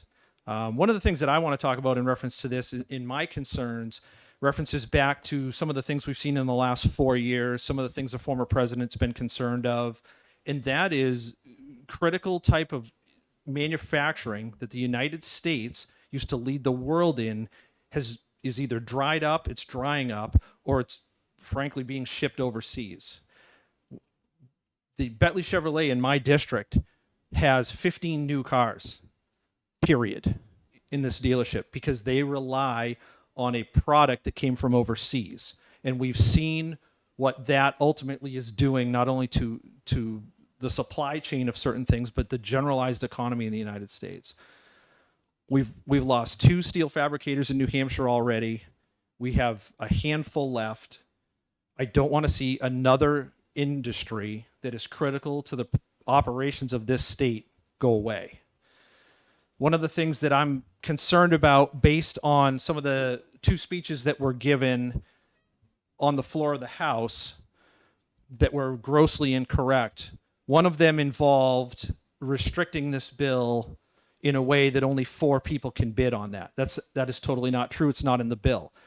The steel fabricators will still have to bid for the jobs. It is not restricted to New Hampshire only, so you're going to have competitors in Massachusetts and Maine and the regional area will still have the right to bid.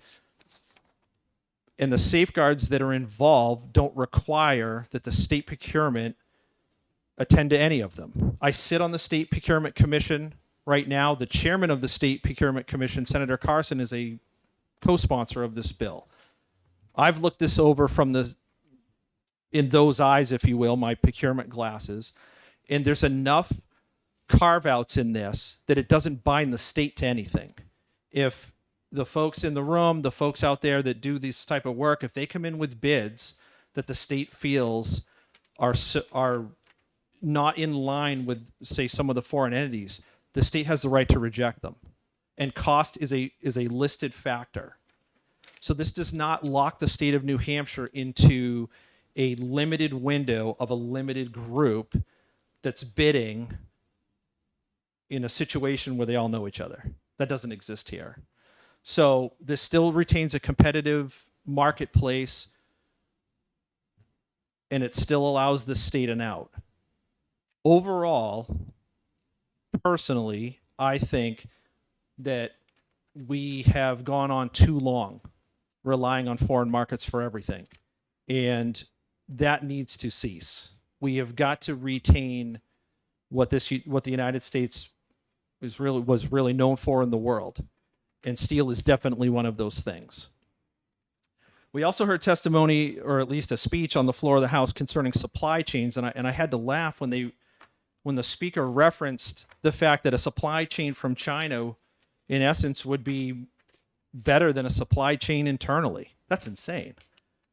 We've seen huge problems with overseas shipping and huge problems with people getting stuff coming in from the Asian markets. I don't know where he came up with that idea, but domestic steel is here. I don't need to worry about a ship sitting off the port of Long Beach, right? So this is a matter of allowing these folks to basically get into a level playing field. Now, I've had the fortune, and I won't mention the company, but I've had the fortune of touring one of these facilities recently to get an idea. And all I saw was hardworking fellas. And by the way, a non-union shop. So this is not about unions at all. This got nothing to do with unions, frankly. This is just about New Hampshire jobs, New Hampshire businesses, New Hampshire economy getting their fair look at. And that's what it's about. That's why I'm in favor of it. That's why I spoke out on the floor of the House, and I'll continue to support it. And I just asked the Finance Committee to think about this as you would in financial terms. If the state of New Hampshire is not locked into this and cost can be a factor for rejection, there's no financial risk. Questions? Yes, Representative. I have a question, and it may be Sure. a better question for one of the fabricators. But while the tariffs were in effect on Canadian steel, did that affect what was going on with the contracts here, or did it affect the market here in the States? I can't speak to that, but I'll tell you this. When the federal government puts a tariff in, they do it for a reason, right? Because they recognize there's an unfair advantage. That's what a tariff does. As I said on the floor of the House, when they literally can drill a hole in steel and then say, well, it's processed, it's literally a loophole. All jokes aside, they literally just drill a damn hole in the steel. So clearly, the foreign markets are going to do everything they can to try to get around the tariffs that the United States has put on foreign steel. So does that affect their world? I can guarantee it. To what extent, they could tell you better than I could. Please. Ms. Novaletsky. I can see you. So I believe you're talking about the tariffs 232 that went in about raw material. And that wasn't against Canada. Canada actually doesn't have any steel mills. They have to buy their raw material outside. They either buy it from us, they buy it from China, they can buy it from Europe. So they were able to, as Representative Pearson was saying, they buy foreign steel themselves. They fabricate it. It circumvents tariffs because the tariffs were only on raw material. I was just sitting here Googling it, and under our former president, there were tariffs that went in against Canadian steel and aluminum. It was a joint tariff that went in that made me think it might have affected your industry. And Raw material. So they do produce tube, but not structural steel. thank you. Any other questions? Other questions? It's difficult to follow a rock star like that when it comes to the steel fabrication industry in New Hampshire. So I'm just going to end what my point here. But that's my concern with finance, is that you guys just look at the financial implications and risks as I did as a member of the State Procurement Commission and just see hopefully what I see. So thank you. Thank you, Representative.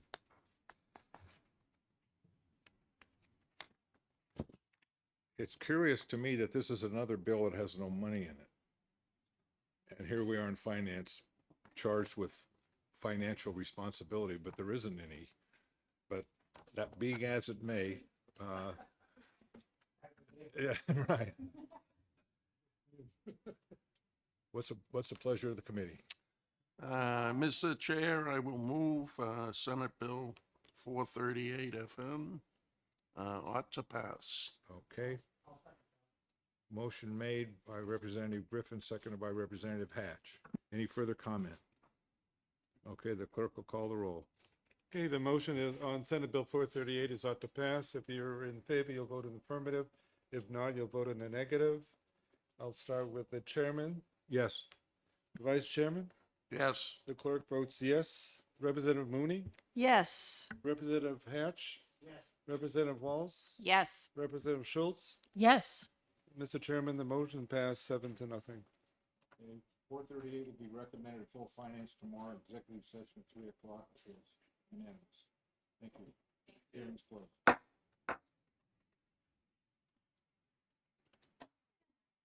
And I'm all caught up, thanks to our times. But I still would like it, all come together. It doesn't matter. I wouldn't get out any earlier anyways.